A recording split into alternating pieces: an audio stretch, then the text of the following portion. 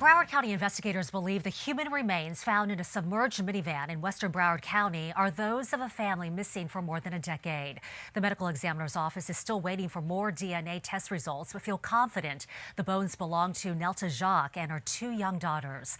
The family disappeared back in 1999 during a return trip from Fort Lauderdale to their Tampa home, and investigators released new details that make this story even more heartbreaking.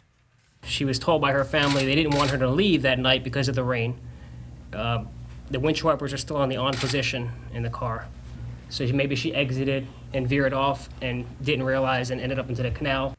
Detectives now think it was all an unfortunate accident and believe the mother lost control of the van on a rainy night and ended up in the water. The former middle school teacher accused of allowing her two cats to starve to death is a free woman. Allison Dinsmore collapsed into her family's arms Thursday afternoon, sobbing when a Palm Beach County jury acquitted her of felony animal cruelty. Prosecutors were seeking up to 20 years in prison.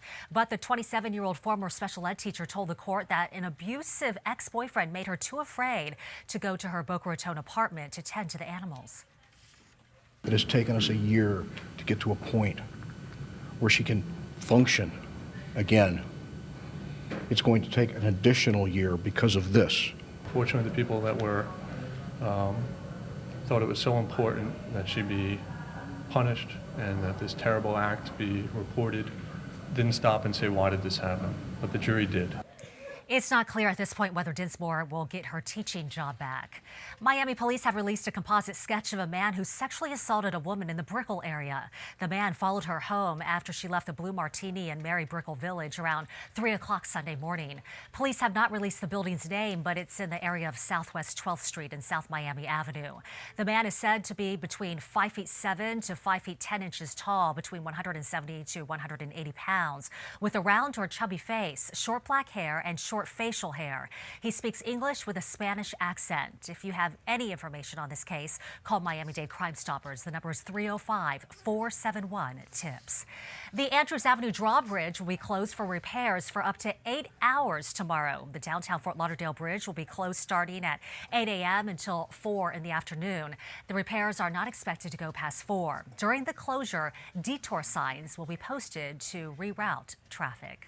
I'm Lisa Hayward at 7:09, and that's a look at your latest headlines. For instant updates, check out the breaking news headlines on southflorida.com. We also want to hear what's happening in your neighborhood. Email us at feedback@southflorida.com. Now it's back to Eugene and Kristen on the couch. All right, thank you very much.